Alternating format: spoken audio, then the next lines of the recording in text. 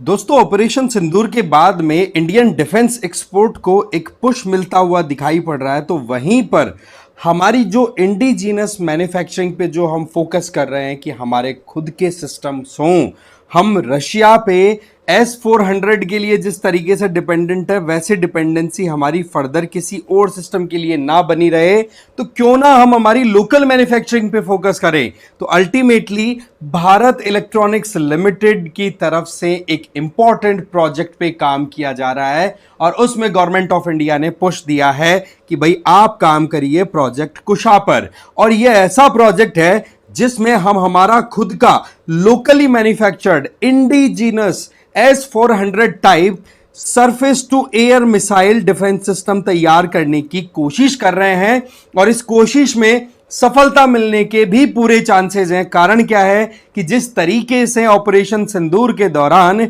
आकाश तीर जो हमारा एयर डिफेंस सिस्टम है जिसमें आकाश मिसाइल भी इंटीग्रेटेड है, उसने पाकिस्तान की तरफ से जो भी ड्रोन हमले हुए थे या फिर मिसाइल अटैक्स हुए थे उनको बिल्कुल न्यूट्रलाइज कर दिया।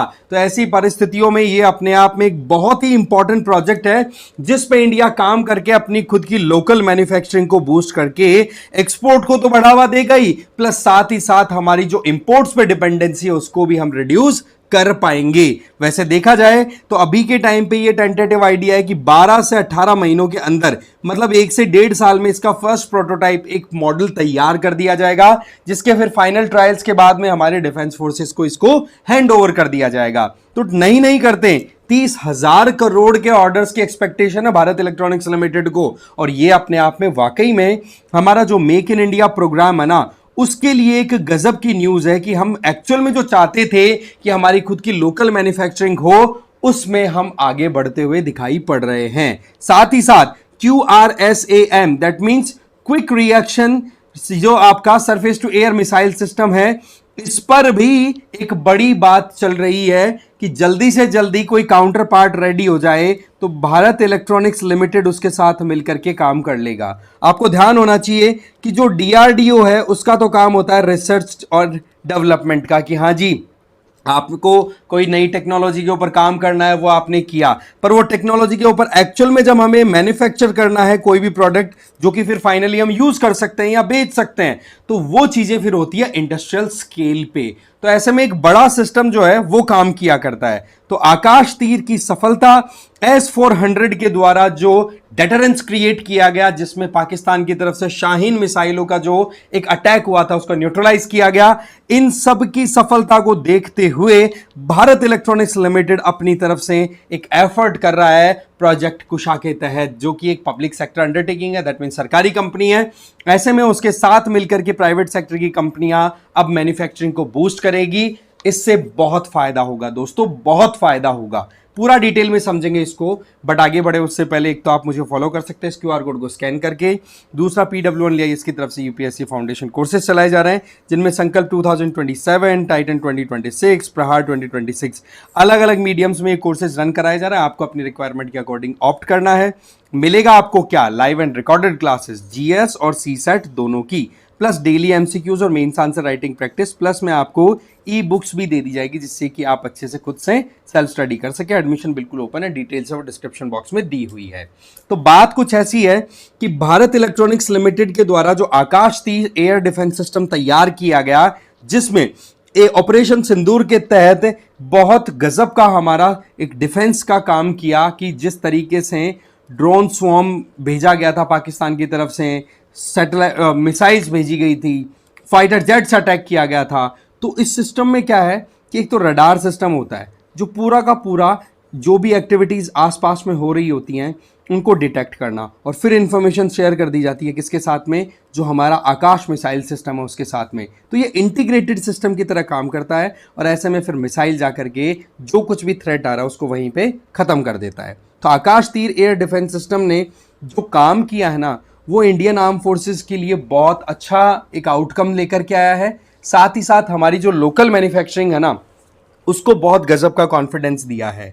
और वहीं पर इसके उल्टे में आपको पता है कि चाइना की जो मैन्युफैक्चरिंग है वहां पर बड़ा गजब का डेंट गया है। तभी तो चाइना इतना डेस्परेट है कि इंडिया को कैसे भी करके प्रेशराइज किया जाए। कल मैंने एक वीडियो बनाया था कि किस तरीके से वाटर वॉर में भी उतर चुका है चाइना, जबकि चाइना के साथ हमारी कोई डायरेक्ट ट्रीटी नहीं है, बस एक अंडरस्टैंडिंग थी। उसके बावजूद चाइना ने ये प्रॉब्लम क्रिएट की है, ना हमने कोई टेररिज्म फैलाया उसके खिलाफ में, बट अगेन डेस्परेशन जो होती है, डेस्परेट जितना हो रहा है वो चीज़। तो कुल मिलाकर के हम चाह रहे हैं कि आकाश तीर की तरह ही हम हमारा खुद का locally developed S-400 type system develop करें, जो कि और भी ज़्यादा लॉन्ग रेंज में हिट कर सके, क्योंकि S-400 की एक्यूरेसी 30 से ज़्यादा टारगेट्स को एक साथ हिट कर सकता है, प्लस 400 से ज़्यादा किलोमीटर तक की रेंज, 350 से 400 किलोमीटर तक की रेंज आराम से पाकिस्तान की डीप पेनिट्रेशन तक पहुंच जाए, और चाइना में भी अच्छा खासा जो फ्रंटियर वाला रीजन है उसको टैकल किया जा सकता है वहाँ से अगर कुछ भी अटैक होते हैं तो बात कुछ ऐसी है कि प्रोजेक्ट कुशा जो है ना, वो DRDO एक तरीके से इस पर काम करना स्टार्ट कर चुका है। मेन ये है एम कि हम हमारी तरफ से ऐसा कुछ सिस्टम डेवलप करें जिससे कि एरियल थ्रेट्स जो कुछ भी आए उनको हम टैकल कर सके, चाहे वो ड्रोन हो, एयरक्राफ्ट हो, मिसाइल्स हो। नो डाउट हमारे पास में आकाश तीर है, पर हम रेंज और मल्टीपल टारगेट्स को टारगेट करते हुए हमारी कैपेसिटी डेवलप करना चाहते हैं। इसका मतलब काम हमें अभी और भी करना है। इसमें कई रडार्स पे काम होगा, कंट्रोल सिस्टम पे काम होगा, राइट। इसमें DRDO और जो भारत इलेक्ट्रॉनिक्स लिमिटेड है, बेल, इनका एक कोलैबोरेशन काम करेगा, ठीक है। DRDO को तो अपना खुद का डिज़ाइन, मेहनत पूरी की पूरी रिसर्च पे, और फिर उसकी मैन्युफैक्चरिंग भारत इलेक्ट्रॉनिक्स लिमिटेड। और जब भी कोई नया प्रोजेक्ट आता है तो आप मान के चलिए कि उसमें टेक्नोलॉजी और कैपेसिटी दोनों चीज़ों की रिक्वायरमेंट होती है। तो भारत इलेक्ट्रॉनिक्स लिमिटेड के पास में कैपेसिटी है, but point is proper technology, proper technique इनके पास में ट्रांसफ़र हो। इसके अलावा QRSAM, ये होता है आपका quick reaction surface to air missile system. इस पे भी बेल काम कर रहा है, और कंपनी ये सोच रही है कि इसके ज़्यादा भी नहीं तो 30,000 करोड़ रुपए तक का ऑर्डर मिलने के चांसेस है, क्योंकि हमारे फिर इंडियन आर्मी और एयरफोर्स को फिर इसकी सप्लाई दे दी जाएगी। तो ऐसे में quick response surface to air missile का मतलब आप समझिए कितना ज़्यादा आप मिनिमम टाइम में, मतलब थ्रेट आया विद इन 1 और 2 सेकेंड्स आपने डिटेक्ट किया, हिट बैक कर दिया। जैसे S-500 की हम बात करें तो वो अपने 2 से 3 सेकंड के अंदर अपना काम करना स्टार्ट कर देता टारगेट के ऊपर। तो वो जो क्वालिटी चाहिए ना, उस पर हमें काम करना, जिसके ऊपर सीरियस नोट पे काम हो भी रहा है। वहीं S-400 की बात करें तो हम रशिया के जो भी हमारे डिफेंस इक्विपमेंट्स हैं उन पे बहुत ज़्यादा हम डिपेंडेंट रहे हैं। आज भी 70% के लगभग हमारे डिफेंस इक्विपमेंट्स रशियन है। तो ऐसे में हमें उनकी मेंटेनेंस या किसी भी और पॉइंट ऑफ व्यू से रशिया पे बहुत ज़्यादा डिपेंडेंट रहना पड़ता है, और इसमें डाउट भी नहीं है कि रशियन प्रोडक्ट बहुत अच्छे हैं। बट पॉइंट इज, हम इंपोर्ट पे डिपेंडेंसी को रिड्यूस करना चाहते हैं, हम एक्सपोर्ट को बढ़ावा देना चाहते हैं। एक्सपोर्ट का बढ़ावा देने का मतलब आप मान के चलिए जॉब क्रिएशन और बहुत सारी चीज़ों में आप आगे बढ़ जाते हैं। अभी की सिचुएशन आप देखो कि पिछले 3 सालों के अंदर हमने, वैसे तो हमारे जो भी इंपोर्ट्स हुआ करते थे डिफेंस पॉइंट ऑफ व्यू से, उनको हमने डाइवर्सिफाई करने की कोशिश की है। जैसे कि फ्रांस एक अच्छा प्लेयर आ गया लीड में, USA से हमने पिछले 3 सालों में अच्छा खासा परचेजिंग की है, बाकी और कंट्रीज से भी हम करते रहते हैं। रशिया से नो डाउट हम करते हैं, बट उस पर हम डिपेंडेंसी रिड्यूस क्यों कर रहे हैं? क्योंकि रशिया अभी के टाइम पे आप देखो यूक्रेन के साथ जैसे कॉन्फ्लिक्ट में उलझा हुआ है, तो हम जो चाहते हैं क्या वो रशिया हमें डायरेक्टली सप्लाई कर पाएगा? क्योंकि सीधी बात है, रशिया खुद एक वॉर टॉर्न कंट्री है, लड़ाई में उलझा हुआ है। तो वो अपनी रिक्वायरमेंट को पहले पूरा करेगा, फिर इंडिया की रिक्वायरमेंट को पूरा करेगा। और बाकी और भी बहुत सारे कंट्रीज हैं जिनको रशिया अपने defence equipments, defence product supply करता है। तो ऐसे में हम वेट नहीं कर सकते, क्योंकि दुश्मन तो एनी टाइम रेडी है, कभी भी अटैक करे। तो हम इंडिजीनियस कैपेबिलिटीज पे हम काम कर रहे हैं। तो इसी में S-400 का प्रोटोटाइप जब डेवलप हो जाएगा तो मान के चलिए कि ये अपने आप में हमारे लिए गजब का ब्रेक थ्रू होगा। फिर हम किसी इंपोर्ट पे ना डिपेंड रहते हुए खुद की लोकल मैन्युफैक्चरिंग के बेसिस पर कई S-400 टाइप सिस्टम हम डिप्लॉय कर देंगे ना बॉर्डर एरियाज में, तो दुश्मनों के दांत खट्टे करने में ज़्यादा परेशानी आएगी नहीं। और इसी कैपेबिलिटी को डेवलप करने के लिए लॉन्च हुआ है प्रोजेक्ट कुशा।